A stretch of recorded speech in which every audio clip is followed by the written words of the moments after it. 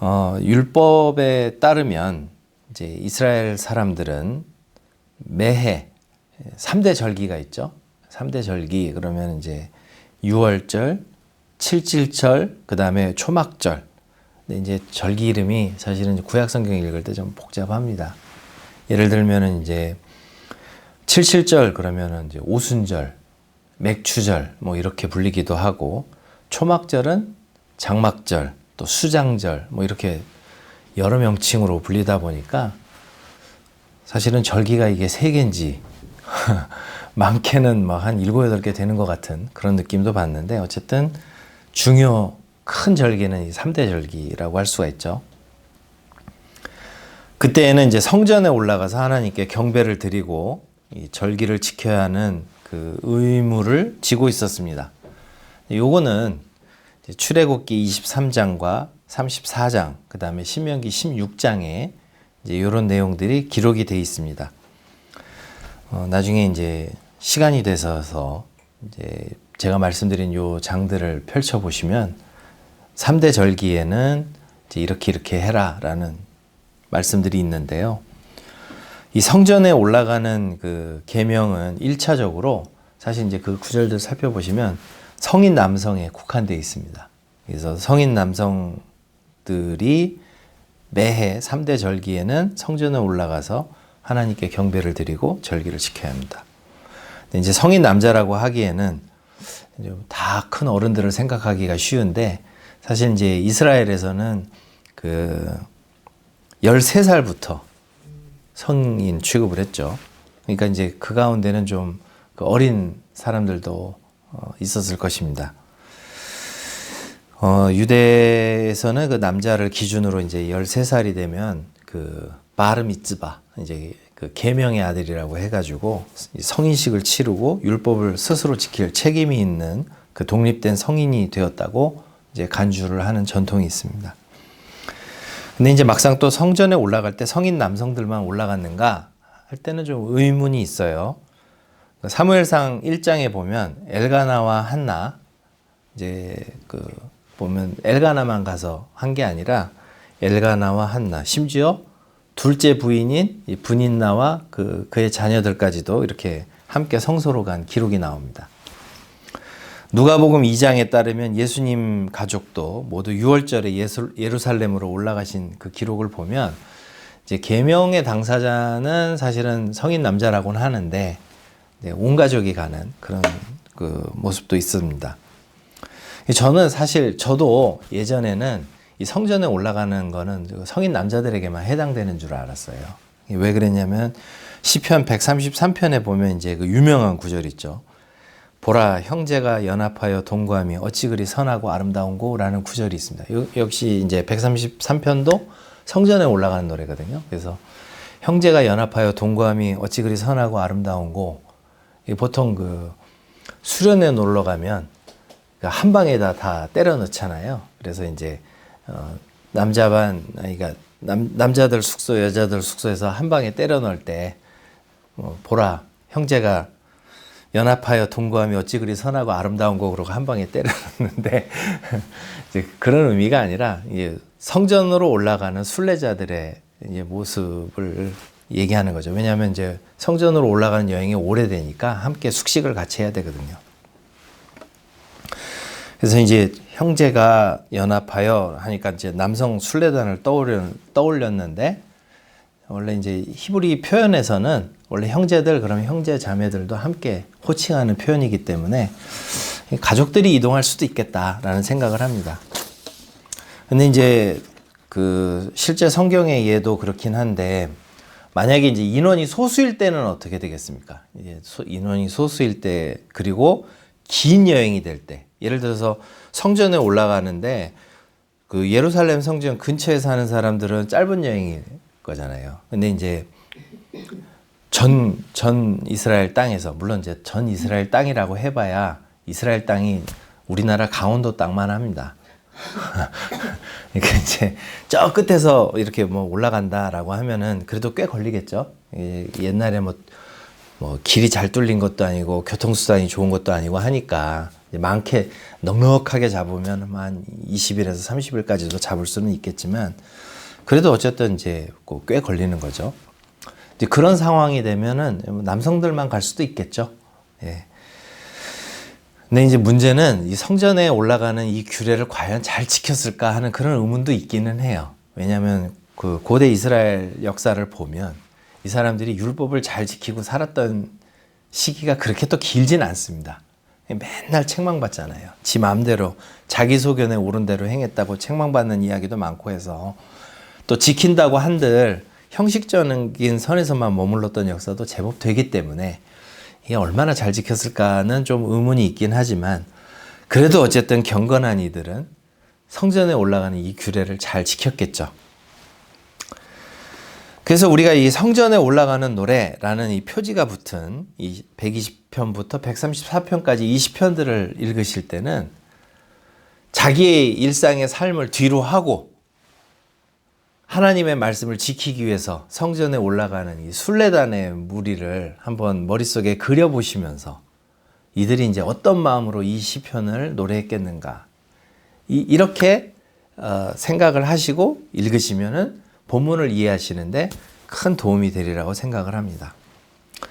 특별히 시편 128편은 율법에 따라서 성전을 향한 이 여행을 떠나는 순례자들이 왜 순례의 길을 떠나게 됐는지 그리고 그들이 올라가면서 추구하는 것이 무엇인지 이런 것들을 잘 보여주는 시편이라고 할 수가 있습니다.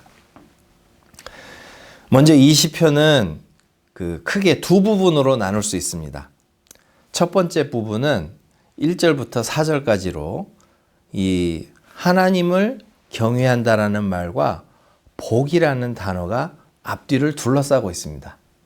1절을 보시면 여호와를 경외하며 그의 길을 걷는 자마다 복이 있도다 이렇게 말씀하죠. 4절에 보면 여호와를 경외하는 자는 이같이 복을 얻으리로다 이렇게 말씀합니다. 그래서 이제 요 단락이 한 단락인 것 같아요. 그 다음에 이제 두 번째 부분은 5절과 6절 이렇게 나눌 수 있는데 이 5절과 6절은 어조가 바뀝니다.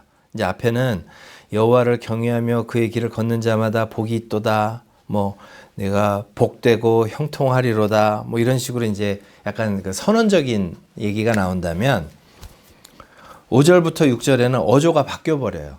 어떻게 바뀌냐면은 여호와께서 시온에서 내게 복을 주실지어다 뭐 이렇게 바뀌죠. 그 다음에 이제 뭐 볼지어다 있을지로다 이렇게 바뀌어요. 근데 이제 주실지어다 볼지어다 있을지로다 같은 이런 표현들은 이 한글 개역 개정판이 우리가 지금 쓰고 있는 게 한글 개역 개정판이죠. 이게 히브리어 성경보다는 그 70인역, 이 70인역이라 함은 구약 성경을 헬라어로 번역한 번역본을 가리키는데 그 번역본이나 불가타역, 이 불가타역은 초대교회 교부였던 히에로니무스가 라틴어로 번역한 그 라틴어 번역본입니다. 이 70인역과 불가타역을 따라서 번역을 한 것 같아요. 물론 이제 그 중간에 이 70인역과 불가타 전통을 따라서 번역한 영어 성경 중에 이제 킹 제임스 성경이라고 하는 영어 성경이 있고 많은 영어 성경들이 이제 그 전통을 따라서 번역을 하고 있습니다. 이제 거기 보면은 5절, 6절에 나오는 요 편들 주실지어다, 볼지어다, 있을지어다 이게 전부 이제 기원 아니면 축복문 형태로 돼 있죠. 네, 이제 그렇게 돼 있는데 그 전통에 따라서 우리 성경도 그렇게 번역이 돼 있어요. 복을 주실지어다, 뭐 보며 내 자식의 자식을 볼지어다, 이스라엘에게 평강이 있을지로다, 뭐 하면서 뭐 이렇게 축복문 형태로 돼 있단 말이죠. 근데 이제 히브리어 성경은 조금 달라요. 히브리어 성경은 약간 그 확신의 어조로 돼 있습니다. 하나님께서 반드시 복을 주실 것이니 예루살렘의 번영과 내 자손의 번성을 보게 될 거야. 봐봐. 하는 이 확신의 어조로 돼 있어요. 요게 조금 차이가 있습니다. 그래서 그 히브리어 성경의 그 어조를 좀 잘 살린 번역이 뭐가 있을까 이렇게 좀 찾아봤는데 가장 최근에 2024년에 나온 그 새 한글 성경이 있습니다. 그렇다고 이제 또 새로 안 사셔도 됩니다. 이렇게 하면 또 성서공에서 저를 싫어할 텐데, 성서공의 그 홈페이지에 가시면 이 본문을 다 제공해 주고 있어요. 거기는 이렇게 번역되어 있습니다. 제가 읽어드리겠습니다. 보세요. 이처럼 복 받습니다. 여호와를 두려워하는 사람은 그대에게 복 주실 것입니다. 여호와가 시온에서부터요. 보세요. 예루살렘이 잘 되는 것을 그대 삶의 모든 날 동안 보세요. 그대 자식의 자식을. 그 다음에 이제 좀 마음에 안 드는 부분이 있는데, 괄호, 혼잣말, 괄호 닫고. 그 다음에 평화가 이스라엘에 있기를. 이렇게 번역을 해놨어요. 그러니까 이제 그 히브리어 성경의 어조를 좀 잘 살린 번역이 그 2024년에 나온 새 한글 성경입니다. 성서공회의 용목을 각오를 하고 말씀드리면, 대한성서공회 홈페이지 찾아가시면 본문을 공짜로 제공하고 있습니다. 근데 이제 여기서 그 아까 말씀드렸던 그 혼잣말이라고 하는 그 지문을 넣은 거는 좀 마음에 안 들어요. 평화가 이스라엘에 있기를, 이렇게 혼잣말이라고 해놓고 평화가 이스라엘에 있기를 이러면 요게 이제 독백의 느낌이 나죠. 그렇죠?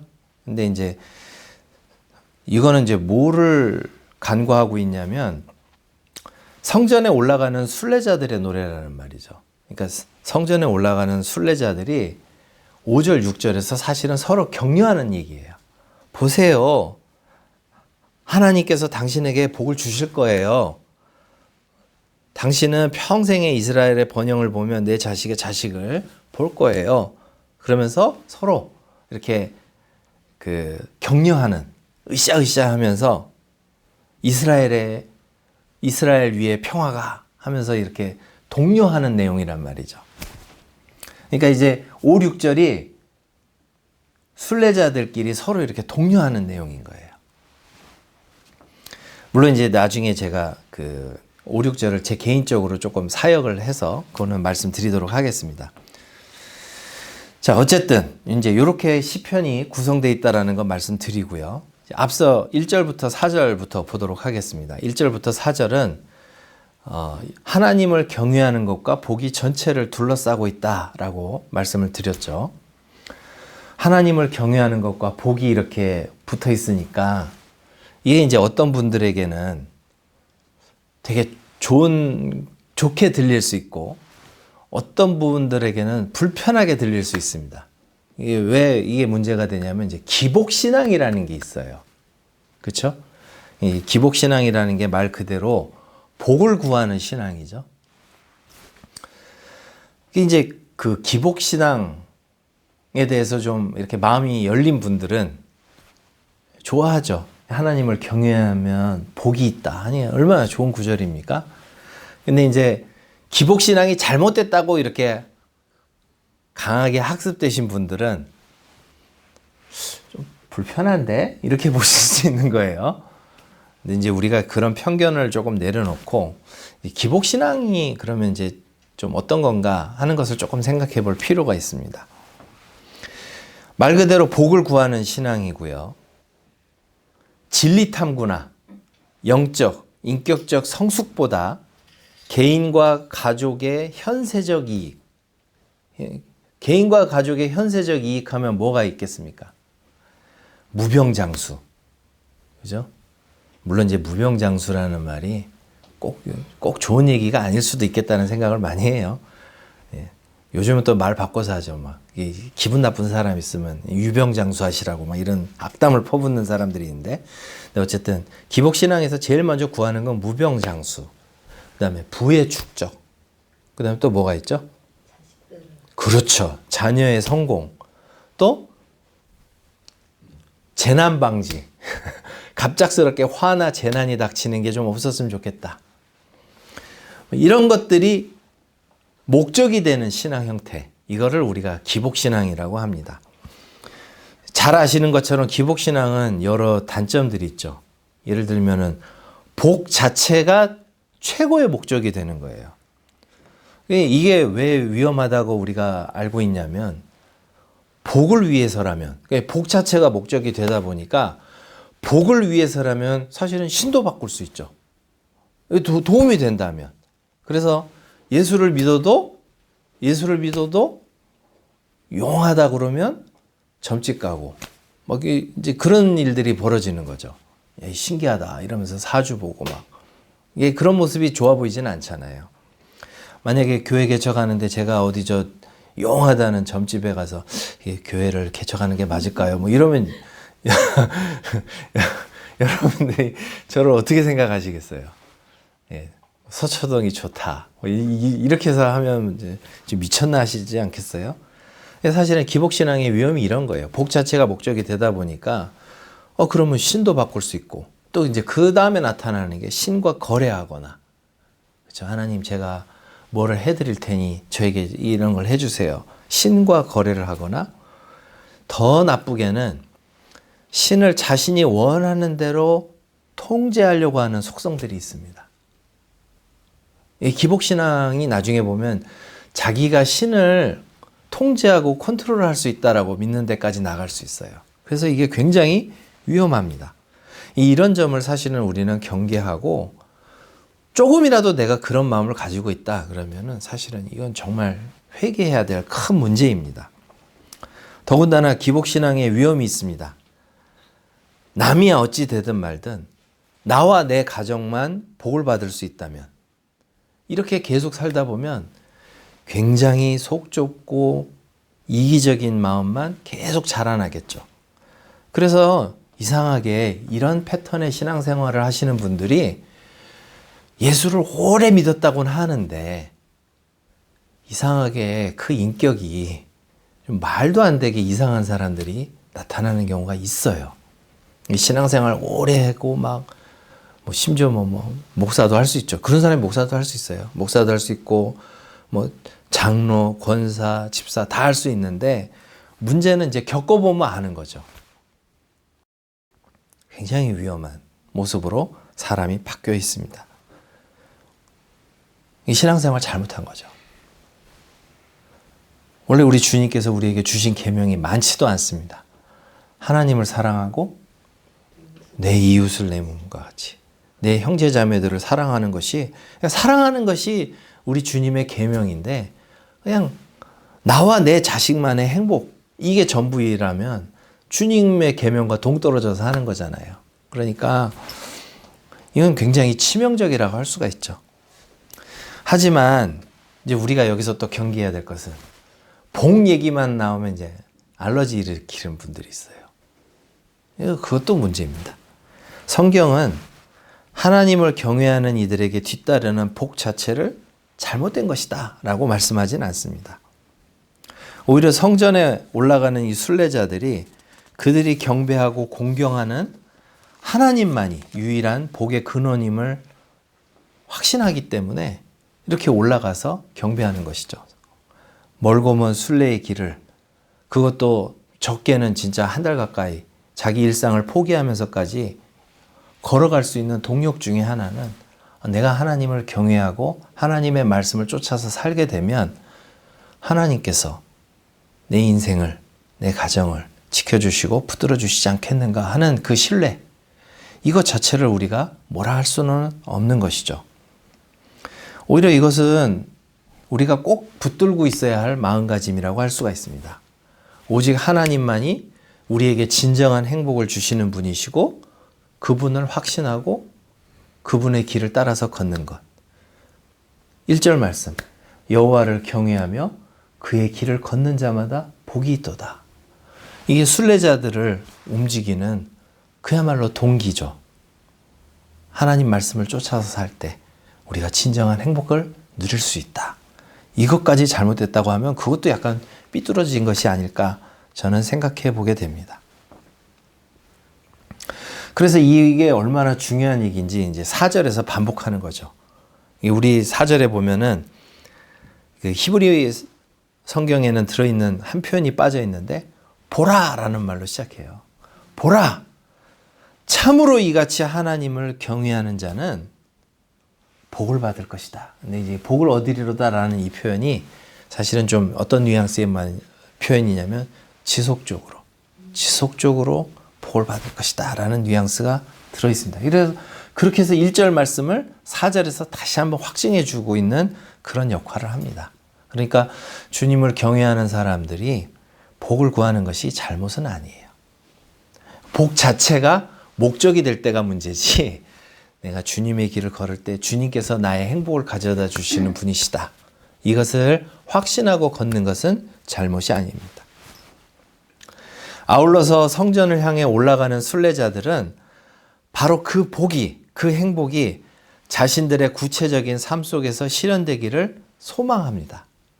그것이 2절과 3절에서 두 가지로 나타납니다. 하나는 2절에서 보듯이 자신의 노동과 수고가 헛되지 않기를 구하죠. 내가 내 손이 수고한 대로 먹을 것이라. 내가 복되고 형통하리로다.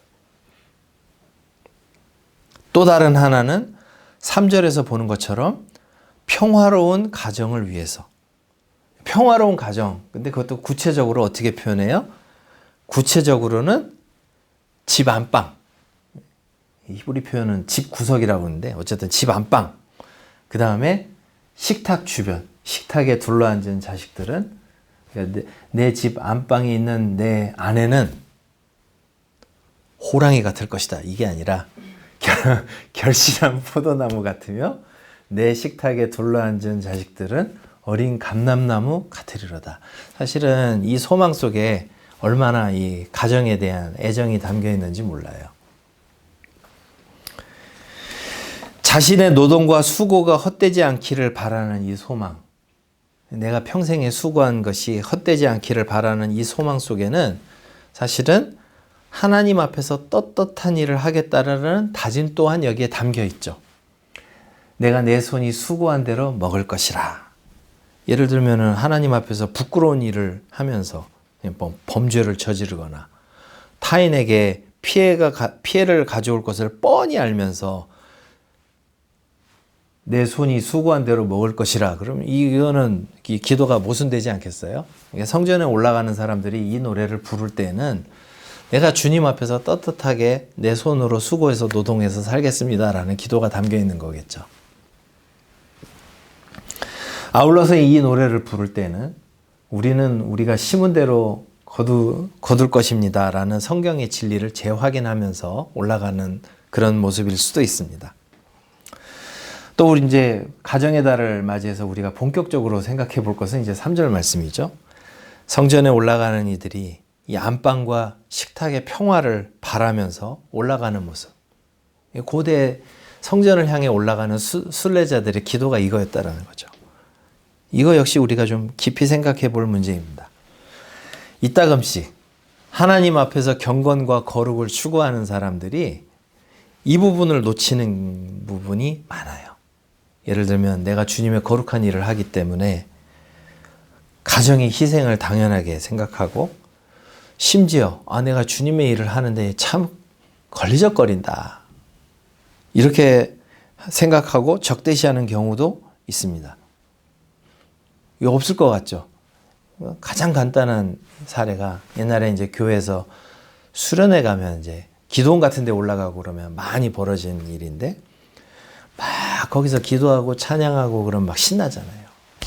이 시간이 너무 좋다, 막 은혜 많이 받았다고 하시는 분들이 내려가는 차 안에서 이제 막 문자 본단 말이죠. 언제 와?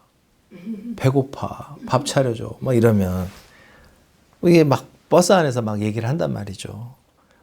내가 여기 은혜 받을까봐 참 저 마귀들이 귀신같이 알고 내 받은 은혜를 다 날려버리려고 작업이 들어왔다고 막 이렇게 툴툴대는 분들이 계시단 말이죠. 뭐 얘기하다 보면 남편과 마귀가 동일시되는 현상들이 있단 말입니다. 멀리 갈 것 없이 제가 젊은 날에 가정에 대해서, 제 아내도 앉아있지만 가정에 대해서 내가 주의를 하면서 가정에 대해서 좀 소홀히 여겼던 날들이 참 많았습니다. 목회라는 대의를 위해서 가정은 늘 뒷전인 경우가 많았고요.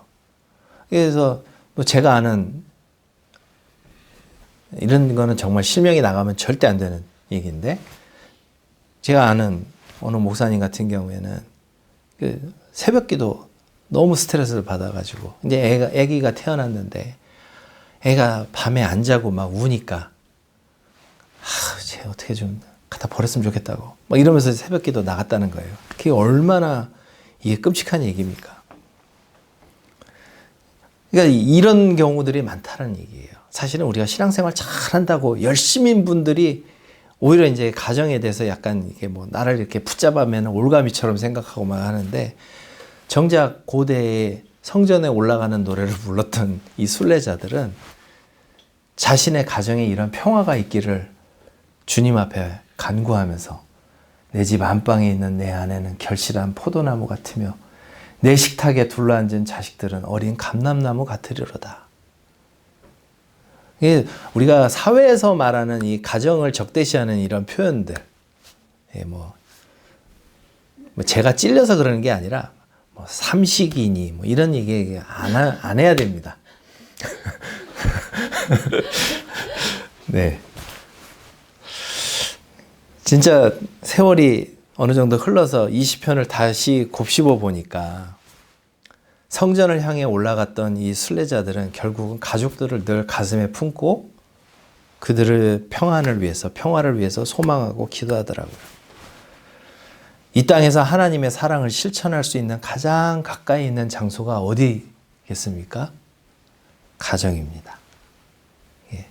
이것이 이 순례자들의 노래 속에 잘 드러나 있고요. 다만 이제 기복신앙이 나와 내 가정이 머무는 것에 그치죠. 거기서 딱 울타리를 치고 넘어가지를 않는데, 이제 순례자들의 소망은 여기에서 머무는 게 아니라 5절과 6절로 나아가는 것을 볼 수가 있습니다. 서로를 향해서 이렇게 노래를 하죠. 이 부분은 제가 조금 이제 어설프지만 사역을 해봤습니다. 주님께서 당신에게, 이게 서로에게 부르는 노래예요. 주님께서 당신에게 시온에서 복 주실 것입니다. 여기서도 똑같은 표현이에요. 여기서도 반드시 지속적으로 강조적인 형태를 쓰고 있어요. 주님께서 당신에게 반드시 지속적으로 시온에서 복을 주실 것입니다. 그래서 보세요. 당신이 살아있는 날 동안 예루살렘이 번영하는 것을요. 또 보세요. 당신의 아들의 아들들을. 그러면서 서로를 향해서 평화가 이스라엘 위에. 이렇게 마치는 기도가 바로 시편 128편입니다.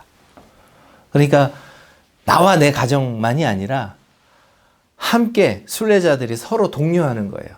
긴 여행을 떠나면서 누가 한 사람 처지고 낙오하고 힘들어할 때마다 서로를 붙들어 주면서 주님께서 당신에게 반드시 지속적으로 시온에서 복을 주실 겁니다. 그래서 한번 보세요. 당신이 살아있는 날 동안 예루살렘이 번영하는 것을, 우리 가정을 넘어서서 예루살렘이 번영하는 것을 보세요. 그리고 또 보세요. 당신의 아들의 아들들을, 다음 세대들을 위한 얘기죠.